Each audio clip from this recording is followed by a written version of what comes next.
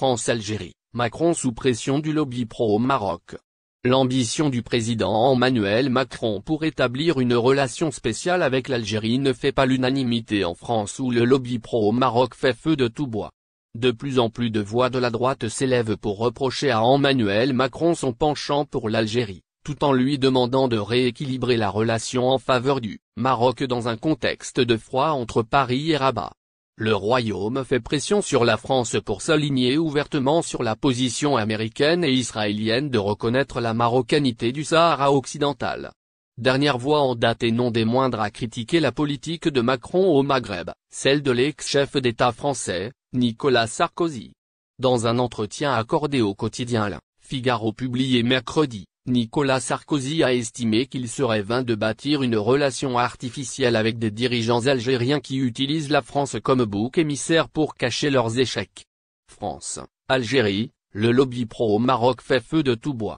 Ils la refuseront toujours. Ils ont trop besoin de détourner l'attention de l'échec dans lequel ils ont plongé leur pays en accusant régulièrement la France de tous les maux, a-t-il ajouté. Nicolas Sarkozy, qui répondait sur une question relative à des passages contenus dans ses mémoires Le temps des combats, considère que le tropisme algérien de Macron a éloigné la France du Maroc. Pour lui, la France risque de tout perdre. Nous ne gagnerons pas la confiance de l'Algérie, et nous perdons celle du Maroc, a résumé Nicolas Sarkozy, qui est connu pour sa proximité avec Rabat. L'affaire de l'espionnage par Rabat du téléphone de Macron via le logiciel israélien Pegasus est donc vite oubliée, en dépit de son extrême gravité. Elle figure d'ailleurs, avec le Sahara occidental, parmi les raisons du froid diplomatique entre Rabat et Paris.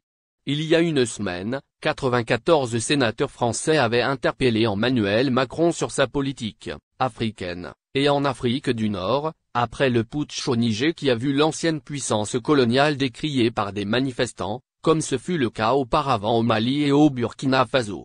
Pour ces sénateurs, la France perd des positions partout en Afrique, y compris dans sa zone d'influence proche.